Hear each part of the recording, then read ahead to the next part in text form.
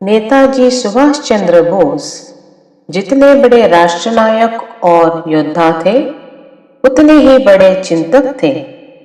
यदि उन्होंने अपने जीवन के लिए केवल चिंतन का क्षेत्र चुना होता, तो उनकी गणना निश्चित रूप से बड़े दार्शनिकों और चिंतकों में होती।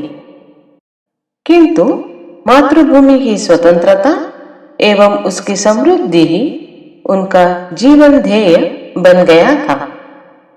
भारत माता को अपना सर्वस्व न्योछावर करने वाले नेताजी के जीवन पर स्वामी विवेकानंद के विचारों का सबसे बड़ा प्रभाव पड़ा था।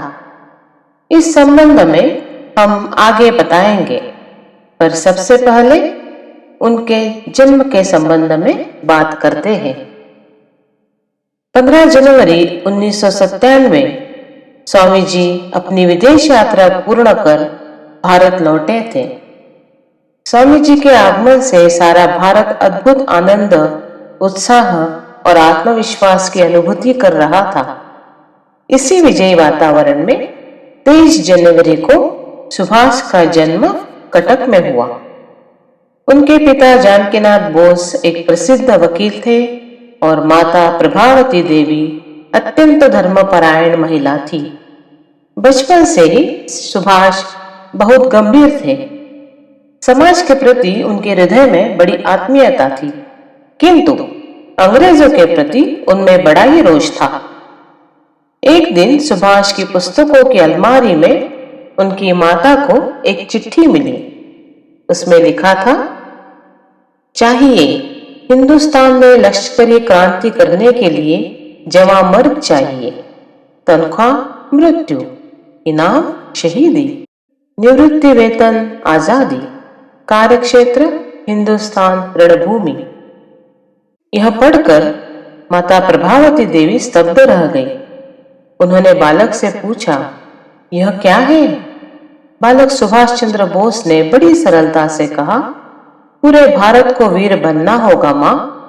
स्वामी विवेकानंद ने कहा है ना, आज हमारे देश को जिस चीज की आवश्यकता है वह है लोहे की मांसपेशियां और फौलाद के स्नायु, प्रचंड इच्छा शक्ति जिसका अवरोध दुनिया की कोई ताकत न कर सके। मां, मैं स्वामी जी के सपनों को साकार करना चाहता हूं। स्वामी जी भारत को विश्व गुरु के रूप में देखना चाहते हैं, किंतु भारत अंग्रेजों के अधीन है ना, ऐसे में भारत विश्व गुरु कैसे बन पाएगा? इसलिए सबसे पहले हमें भारत को हर हाल में स्वतंत्र करना होगा। मां बोली, सुभाष तुम अभी छोटे हो, पढ़ लिख कर थोड़े बड़े हो जाओ, तभी तो देश का काम कर सकोगे। उल्लेखनीय है कि विद्यार्थी काल में सुभाष चंद्र बोस पर स्वामी जी के विचारों का गहन प्रभाव पड़ा था।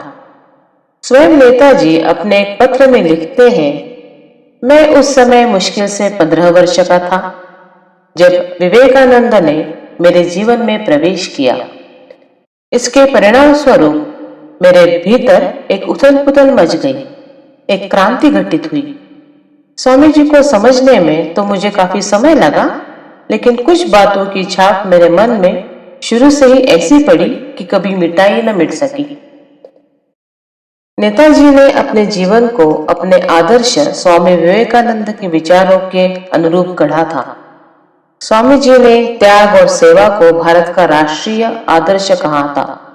वे कहा करते थे, वीर बनो, बलवान बनो और बाकी सब अपने आप हो जाएगा।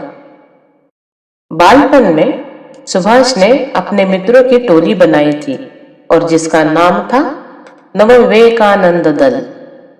स्वामी जी की प्रेरणा से ही बाल्यकाल में ही समाज की सेवा के लिए नेताजी ने पहल की और फिर अध्यात्म की ओर भी उन्मुख हुए। नेताजी ने अपना सब कुछ दुर्गा स्वरूप भारत माता को अर्पित कर दिया। वे हर हाल में भारत की पूर्ण स्वतंत्रता चाहते थे। इसके लिए चाहे अंग्रेजों से युद्ध ही क्यों न करना पड़े। वे जनता को आह्वान करते थे कि तुम मातृभूमि की बलिवेदी पर अर्पित हो जाओ। मातृभूमि बलिदान चाहती है। हम सब जानते हैं, नेताजी ने एक अद्भुत नारा लगाया था, तुम मुझे खून दो, मैं तुम्हें आजादी दूंगा। नेताजी के इस आह्वान ने आजाद हिंद फौज के सैनिकों के सहित पूरे भारत में प्राण फूंक दिए थे। नेताजी के पराक्रम और उनके आह्वान से ही भयभीत होकर अंग्रेज भारत छोड़ने के लिए मजबूर हुए और इस तरह 15 अगस्त 1947 को भारत स्वतंत्र हुआ। स्वतंत्रता के इस अमृत महोत्सव पर नेताजी और उनके प्रेरणा स्रोत स्वामी विवेकानंद की जयंती पर हम उन्हें शत शत नमन करते हैं।